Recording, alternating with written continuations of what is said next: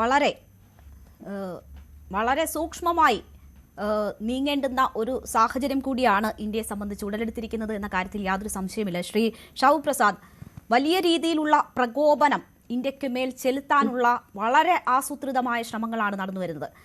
മറ്റൊന്ന്, അവിടെ ഫെബ്രുവരി 12 നടക്കാനിരിക്കുന്ന തെരഞ്ഞെടുപ്പ് അട്ടിമറിക്കുക എന്ന വലിയ ഗൂഢലക്ഷ്യവും ഇപ്പോഴത്തെ ഈ കലാപത്തിന് പിന്നിൽ ഉണ്ട് എന്നതാണ് സംശയിക്കപ്പെടുന്നത്. കാരണം അവിടെ ഒരു ജനാധിപത്യ സർക്കാർ അധികാരമേൽക്കുന്നത് പലരുടെയും താല്പര്യങ്ങൾക്ക് വിരുദ്ധമാകും എന്ന കണക്കുകൂട്ടലിന്റെ കൂടി അടിസ്ഥാനത്തിലാണ് അത്തരം ഗൂഢമായിട്ടുള്ള നീക്കം നടക്കുന്നത്. അവിടെ ഒരു അസ്ഥിരമായിട്ടുള്ള സാഹചര്യം നിലനിന്നാൽ അത് എല്ലാ കാലത്തും ഇന്ത്യയെ സംബന്ധിച്ച് ഭീഷണിയാണ്, ദക്ഷിണേഷ്യയെ സംബന്ധിച്ചും ഭീഷണിയാണ് എന്ന കാര്യത്തിലും സംശയമില്ല. അപ്പോൾ അവിടെ അസ്ഥിരമായ ഒരു സാഹചര്യം നിലനിർത്തിക്കൊണ്ട് ഇന്ത്യക്ക് മേൽ മാക്സിമം പ്രകോപനം എന്നത് ശ്രമിച്ചുകൊണ്ടിരിക്കുമ്പോൾ അതിന് പിന്നിൽ അമേരിക്കയുടെയും ഒപ്പം തന്നെ പാകിസ്ഥാന്റെയും ചൈനയുടെയും ഒക്കെ ഇടപെടലുകൾ സംശയിക്കപ്പെടുകയും ചെയ്യുന്ന സാഹചര്യത്തിൽ ഇന്ത്യയുടെ നീക്കങ്ങൾ എങ്ങനെയാണ്? പാർലമെന്ററി സ്റ്റാൻഡിംഗ് കമ്മിറ്റി തന്നെ ഇപ്പോഴത്തെ സാഹചര്യങ്ങൾ എത്ര ഗൗരവതരം എന്ന മുന്നറിയിപ്പ് നൽകിയിരിക്കുന്ന ഒരു സാഹചര്യം കൂടിയുണ്ട്. അപ്പോൾ ഇന്ത്യയെ സംബന്ധിച്ച് ഇതിൽ ഓരോ സ്റ്റെപ്പും എടുക്കുക എന്നത് വളരെ സസൂക്ഷ്മം ചെയ്യേണ്ടുന്ന ഒരു കാര്യമായി മാറുന്നു. തീർച്ചയായിട്ടും വളരെ വളരെ വളരെ സൂക്ഷിച്ച് ഒരു നൂൽപ്പാലത്തിൽ കൂടെ പോകുന്ന സൂക്ഷ്മതയോടുകൂടി മാത്രമേ ഇന്ത്യക്ക് ഇക്കാര്യത്തില് ബംഗ്ലാദേശ് വിഷയത്തിൽ ഒരു ഓരോ തീരുമാനവും ഓരോ നിലപാടും എടുക്കാൻ കഴിയുകയുള്ളൂ.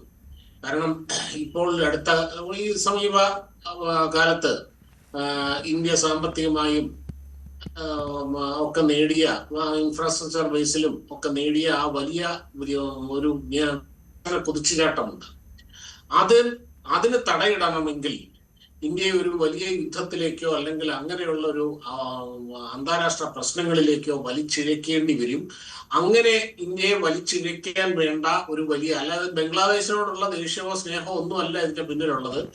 അങ്ങനെയുള്ള ഒരു അന്താരാഷ്ട്ര നീക്കത്തിന്റെ ബാക്കിയാണ് ഇപ്പോൾ ബംഗ്ലാദേശിൽ കണ്ടുകൊണ്ടിരിക്കുന്നത്. ഇന്ന് നമുക്ക് സംഭവങ്ങളെ ഒന്ന് വിശകലനം ചെയ്താൽ സാധാരണ, അതുകൊണ്ട് തന്നെ ഓരോ സ്റ്റെപ്പും ഇന്ത്യക്ക് വളരെ സൂക്ഷിച്ചേ എടുക്കാൻ പറ്റുള്ളൂ, നിലപാടും സൂക്ഷിച്ചേ എടുക്കാൻ പറ്റുള്ളൂ. 1971 അത് അന്ന് സംഭവിച്ചത് വേറൊരു വിഷയമായിരുന്നു. കാര്യം പാകിസ്ഥാന്റെ അവിടുത്തെ ഭീകരമായ അട്രോസിറ്റി കാരണം ഉണ്ടായ വളരെ വലിയ അഭയാർത്ഥി പ്രവാഹം.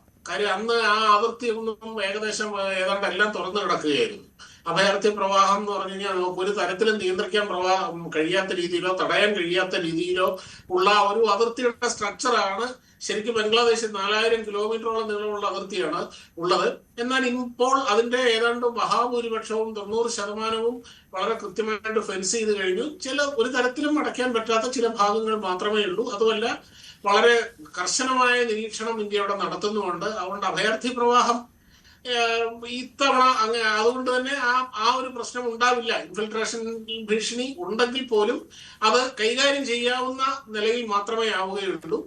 അതുകൊണ്ട് ഇന്ത്യ എന്തായാലും ഇതിന്റെ അകത്ത് പ്രത്യേകിച്ച് ഒരു സൈനിക ഇടപെടലോ അല്ലെങ്കിൽ ഏതെങ്കിലും തരത്തിലുള്ള അങ്ങനെ ഒരു കാര്യം ചെയ്യും എന്ന് പ്രതീക്ഷയില്ല, എനിക്ക് തോന്നുന്നില്ല. ഇവിടെ പക്ഷെ സൂക്ഷിക്കേണ്ടത്, ഇപ്പം ഇതിനെല്ലാം ഇന്ത്യക്ക് കൈകാര്യം ചെയ്യാൻ പറ്റും എന്നുക, അതിനുള്ള ആ ഒരു മൈറ്റ് ഇന്ത്യക്കുണ്ട്. എന്നാൽ ഇന്ത്യക്ക് നമ്മൾ പ്രയാസപ്പെടുന്നത് അവിടെയല്ല. ഇവിടെ ബംഗ്ലാദേശിലെയും ശ്രീലങ്കയിലെയും നേപ്പാളിലെയും ഒക്കെ പ്രക്ഷോഭം കണ്ടിട്ട് ഇവിടെയും അങ്ങനെ ഒരെണ്ണം ആവശ്യമാണ് എന്ന രീതിയിലുള്ള അതിൽ നിന്ന് പ്രചോദനം ഉൾക്കൊണ്ടുകൊണ്ട് ഒളിഞ്ഞും തെളിഞ്ഞും ഇന്ത്യക്കുള്ളിലും ഒരുപാട് പ്രചരണങ്ങൾ നടക്കുന്നുണ്ട്. അത് കാര്യം നമ്മുടെ ഉള്ളിലുള്ള ശത്രുവിനെ തിരിച്ചറിയുക എന്ന് പറയുന്നതും അതിനെ നേരിടുക എന്ന് പറയുന്നതും വലിയ ബുദ്ധിമുട്ടുള്ള ഒരു കാര്യമാണ്. നമ്മുടെ ഉള്ളിൽ തന്നെയുള്ള കാര്യമാണ്, ഉള്ള പ്രശ്നമാണ്. പുറത്തു നിന്നുള്ളതിനെ നേരിടാനുള്ള എല്ലാ ആ ഒരു ശക്തിയും ഇന്ത്യക്കുണ്ട്. മറ്റേ ശക്തിയില്ല, അതാണ് ഏറ്റവും കൂടുതൽ കോംപ്ലിക്കേറ്റഡ് ആയിട്ടുള്ള ഇവിടുത്തെ ഒരു വിഷയം. സത്യത്തിൽ ഒന്ന് ആലോചിച്ച് നോക്കൂ. ശരി, 71 യുദ്ധത്തിന്റെ ആത്യന്തിക ഫലം എന്താണ്? ഇന്ത്യ അതുകൊണ്ട് എന്ത് നേടി എന്നുള്ളതൊരു വലിയ പ്രശ്നമല്ലേ?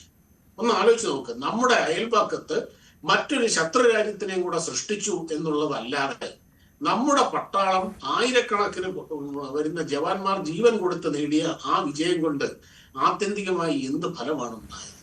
അത് നമുക്ക് ഒരു നിത്യമായ, അതായത് ബംഗ്ലാദേശിന്റെ 3 വശവും ഇന്ത്യയാണ്.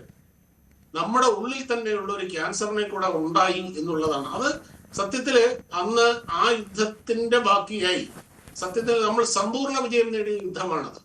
ഇന്ത്യക്കും പാകിസ്ഥാനും ഇടയിലുള്ള ഒരുപാട് ഇഷ്യൂസ് ഒന്നുണ്ടായിരുന്നു. ആ ഇഷ്യൂസ് സെറ്റിൽ ചെയ്യാൻ പറ്റിയ എല്ലാ നെഗോസിയേഷൻ പവറും ഇന്ത്യക്കുണ്ടായിരുന്നു. 90,000-ത്തിലധികം പാകിസ്ഥാൻ പട്ടാളക്കാർ ഇന്ത്യയുടെ തടവിലായിരുന്നു. അതെല്ലാം വെച്ച് അന്നത് വിലപേശിയിരുന്നെങ്കിൽ, ആ കൃത്യമായ അത് കൈകാര്യം അന്നത്തെ രാഷ്ട്രീയ നേതൃത്വം അത് കൈകാര്യം ചെയ്തിരുന്നുവെങ്കിൽ ഇന്ത്യക്കും പാകിസ്ഥാനും ഇടയിലുള്ള പ്രശ്നങ്ങളെല്ലാം അന്നത്തോടെ അവസാനിക്കുമായിരുന്നു.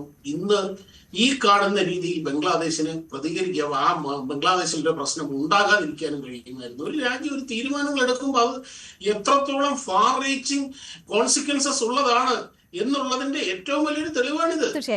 അന്ന് ചെയ്യാത്തതിന്റെ ഫലമാണ് നമ്മൾ ഇന്ന് ഇപ്പോൾ നമ്മൾ ഈ അനുഭവിച്ചുകൊണ്ടിരിക്കുന്നത്, നമ്മൾ കണ്ടുകൊണ്ടിരിക്കുന്നത്.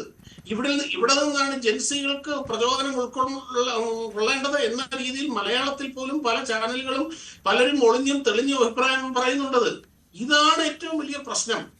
അത് നമ്മൾ എങ്ങനെ കൈകാര്യം, അതോ ഈ പറഞ്ഞ പോലെ രാജ്യത്തെ ഓരോ പൗരന്റെയും ഉത്തരവാദിത്വമാണ്, സർക്കാരിന്റെയും ഉത്തരവാദിത്വമാണ്.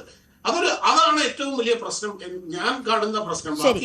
എന്തായാലും ചരിത്രപരമായ അന്നത്തെ ശരി അതായിരുന്നു. മറ്റ് പാനലിസ്റ്റുകൾ കൂടി ആ വിഷയത്തിൽ അഭിപ്രായം പറയട്ടെ.